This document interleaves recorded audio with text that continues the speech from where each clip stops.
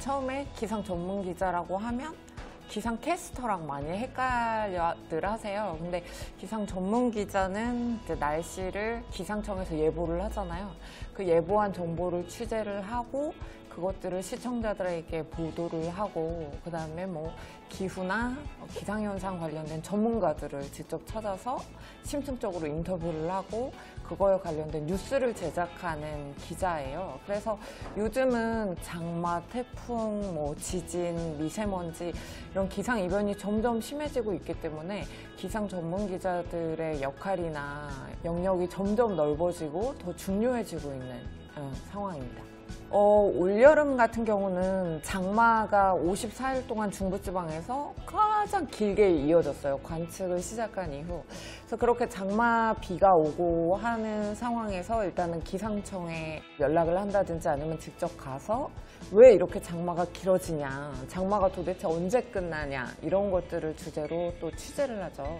취재한 내용을 바탕으로 원고를 쓰고 그 원고에 맞는 또 그래픽 제작을 회사에서 하고 그런 것들이 다 끝나면 이제 더빙룸에 가서 오디오를 읽는다라고 하는데 목소리로 원고를 읽어서 편집을 하는 과정을 거치면 그게 이제 최종적으로 뉴스에 나가는 거죠. 나라가 좁은데 날씨는 너무나 버라이어티한 것 같아요. 저희는 뭐 남쪽에는 폭염이고 중부는 장마 이런 경우 정말 많아서 요즘은 온난화 때문에 기후가 변하고 예보하기가 점점 어려운 상황이거든요. 그리고 기상청 분들이 정말 고생을 많이 하는 걸 또 저희는 아니까 그래서 좀 애틋한 마음이 있습니다. 잘하셨으면 좋겠습니다. 왜냐면 KBS가 재난방송 주간방송사이거든요. 그래서 유일하게 재난방송센터를 만들었어요. 작년부터. 그래서 기상과 과학 분야를 취재하는 저희 기상 전문 기자들이 이 재난센터에 다 소속이 돼 있는 거예요. 코로나19 같은 경우는 뭐 과학적으로 백신이나 이런 걸 초반에 좀 취재를 하다가 저희가 올해 3월부터 코로나19 통합 뉴스룸 체제로 전환을 하면서 거의 뭐 24시간 특보를 하면서 저희가 이제 매일매일 질병관리청에서 나오는 자료를 브리핑하는 역할을 그럼 재난센터에서 기상 전문 기자지만 이런 재난이니까 해서 저희가 지금까지 끝날 때까지 할 것 같아요. 제가 정말 KBS 들어온 지 15년 가까이 됐거든요. 근데 체감이 되는 것 같아요. 너무 재난이 심해지고 많아지고 미세먼지가 너무 심해지고 이게 제가 입사 초에는 미세먼지 얘기가 없었거든요. 체감이 되기 때문에 이렇게 많아지는 재난, 재해로부터 뭐 국민들이 피하고 그런 재해나 이런 것들이 지방에서 많이 나요. 서울보다는 지역. 그러니까 이런 지역의 또 고령자분들은 KBS를 많이 보잖아요. 또 그러니까 저희가 정말 최선을 다해야겠다 이런 생각 많이 하고 그런 분들이 빨리 대피해서 정말 생명을 지킬 수 있는 방송을 하는 게 그게 가장 저희의 뭐 사명이자 의무가 아닌가 그렇게 생각하고 있습니다. 아직 벌어질 가능성은 좀 낮은데 그래도 생각하고 있는 게 뭐냐면 우주에서 소행성이 충돌한다. 가능성이 있거든요. 나사에서 늘 지구에 근접하는 물체들을 모니터링을 하고 있고 어떤 소행성이 지나갔다. 어떤 거리로 지나갔다 이런 걸 늘 발표를 하거든요. 또 흑점 폭발. 태양에서 흑점이 폭발했을 때 여기에서 발생한 어떤 우주선이나 그런 X선 이런 것들이 지구에 뭐 굉장히 빠르게 도착을 해서 어떤 뭐 위성이나 이런 신호를 방해하고 GPS가 다 마비되고 이런 일들이 다 그런 것도 재난에 속해요. 또 최근에 뭐 우주 개발이 굉장히 이슈가 됐었잖아요. 미국에서는 달 탐사를 다시 하겠다고 해서 지금 아르테미스 계획을 세워서 여성 우주인을 달에 다시 보내는 계획을 짜고 있는데 그런 것도 취재를 제가 다녀온 적이 있습니다. 원래 책을 쓰는 작가가 되는 게 꿈이었던 것 같아요. 기자 일을 하면서 어떤 글을 쓰는 작가가 되고 싶다 이런 꿈을 갖고 있다 보니까 우연히 이제 책을 내고 출판사에서 계속 연락이 오고 해서 계속 쓰고 있는 것 같아요. 그리고 특히 제가 처음 직장이 과학동아다 보니까 어린이나 청소년 대상이었거든요. 그래서 책이 어떻게 그쪽 책을 쓰게 되고 어린이들이나 청소년들을 많이 만나면서 그런 책을 쓰게 됐는데 굉장히 보람도 있는 것 같아요. 일단은 어린이들이 미래의 주인이기 때문에 이 어린이들이 기후변화에 대해서 잘 알고 그리고 자기 주변에서 일어나는 기상이변들에 대해서 책을 읽으면서 많이 알게 된다면 우리의 미래가 좀 바뀔 수 있고 또 어린이들이 자신의 권리를 주장할 수 있을 것 같아요. 어린이 때부터 그렇게 환경의식을 가지고 내 주변을 어떻게 바꿀 수 있는지 또 관심이 많다면 미래가 달라질 것 같은 희망이 굉장히 커지지 않을까 싶어요.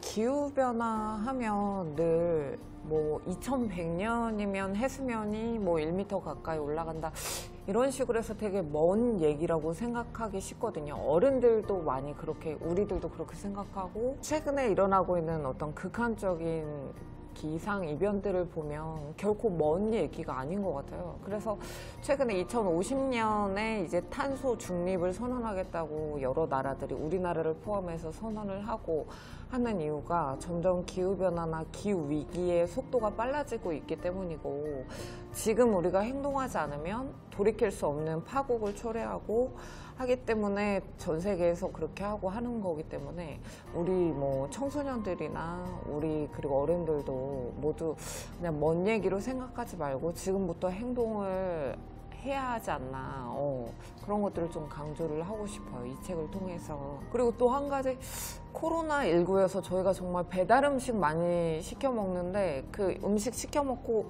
쓰레기가 정말 많잖아요. 미국에 있는 아메리카 그 인디언들은 평생 쓰는 물건이 300개 정도밖에 안 되는데 우리는 한 끼 밥을 먹기 위해서도 이렇게 많은 쓰레기들을 배출하고 살아간다는 점이 좀 이런 것들을 줄이기 위해서 어떻게 해야 하는지 좀 더 소박하고 좀 더 그런 심플한 삶을 사는 게 지구에는 더 도움이 되지 않을까 이런 것들 좀 생각해 봤으면 좋겠더라고요.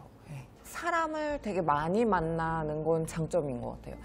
그러니까 기자라는 직업에 저는 특권이라고 생각하는데 내가 알고 싶은 게 있으면 그 분야의 전문가를 전화를 해서 만날 수가 있고 내가 만나고 싶은 사람이 있으면 누구든지 만날 수 있고 그래서 지적 호기심이 만약에 되게 강하다 이러면 정말 이거는 좋은 직업인 것 같아요. 또 뭐 세계 곳곳을 취재할 수 있다. 그래서 저는 남미 취재를 2년 전에 갔었는데 천리안 EA 위성 발사하는 현장에 취재를 갔었거든요. 언론사 대표로 해서 그래서 남미까지 거의 22시간 정도 비행기를 타고 너무 고생스러웠지만 지금 그 천리안 EA 위성이 이제 올라가서 촬영을 하는 바람에 올해 태풍 진로 예측이나 이런 것들이 굉장히 해상도 높게 돼서 실제로 적용이 되고 하는 걸 봤을 때 되게 보람이 있더라고요. 천리안 EA 이후에 지금 이 비가 올라가서 지금 이제 드디어 미세먼지 관측을 시작했어요. 이 비는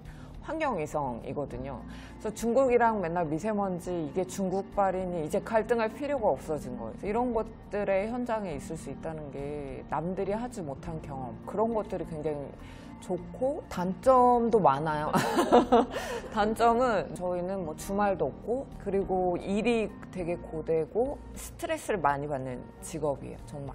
왜냐면 취재가 그러니까 정말 100% 완벽할 수가 또 없을 경우도 있기 때문에 팩트 확인을 하다 보면 그래서 그런 것들이 굉장히 스트레스를 많이 받고 퇴근을 해도 늘 머릿속에 계속 아이템 생각을 하고 계속 주말에도 늘 핸드폰을 들고 있어야 한다는 거 연락이 오면 늘 회사로 뛰어가야 하는 그런 상황이 되게 힘든 것 같아요. 그러니까 만약에 이공계 쪽으로 하는데 과학자의 길보다는 과학 커뮤니케이터 약간 이런 역할로 대중이랑 과학자 사이에 이런 역할을 하고 싶다 하면 충분히 매력적인 직업이고 뭐 석사학위나 박사학위를 한 뒤에 와도 좋아요. 방송사마다 2명, 3명, 신문사나 이런 쪽도 점점 많이 좀 뽑고 한겨레나 경향 같은 경우는 기후변화 대응팀이 만들어졌거든요. 방송사나 신문사 같은 데에 점점 넓어지고 있고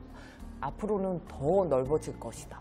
기후 위기가 점점 심해지기 때문에 전 세계적으로 기후가 이렇게 핫 이슈였던 적이 없는 것 같아요. 그래서 미국에서 뭐 트럼프 대통령은 파리 협약에서 탈퇴를 선언했지만 이번에 당선이 된 바이든 후보는 자기가 대통령이 되면 가장 먼저 파리 협약에 다시 자기는 재가입을 하겠다라고 선언을 했고 이제 코로나19보다 더 위중한 것이 기후 위기에 대한 대응이다라고 전 세계적으로 지금 합의를 했잖아요. 그래서 어린이들이 만약에 이 분야에 관심이 있고 한다면 뭐 정말 기후 관련된 시민단체들도 많고 청소년들이 참여를 하고 행동을 할 수 있는 그런 시민단체 모임들이 굉장히 많더라고요. 그런 데서 좀 활동을 하면서 경험을 해본다든지 하는 것도 좋을 것 같고, 만약에 나는 좀 더 과학적인 길을 걷고 싶다 하면 어떤 기상청이나 그런 데서 운영하고 있는 뭐 체험 프로그램이나 종로의 송활동에 원래 기상청 그 본청이 있었는데 그 자리에 날씨 박물관 같은 거 만들었더라고요. 그런데 좀 체험을 하면서 좀 관심을 가져보고 우리 주변의 기상 현상들이 어떻게 만들어지는 거고 비가 내리고 이런 거에 좀 더 관심을 가져보면 좋을 것 같아요. 일기 쓸 때 늘 거기에 날씨 적는 난이 있잖아요. 뭐 몇 월 며칠 날씨 맑음. 근데 그런 날씨 기록들이 하루하루 모여서 10년이 되고 20년이 되면 기후가 되는 거거든요. 최고 기온 이런 걸 관찰을 하고 오늘은 구름의 모양이 어떻다 이런 것들을 관찰하는 것들, 그런 것들을 흥미롭게 본다면, 보고 기록을 한다면 나중에 되게 소중한 자료가 될 수 있지 않을까.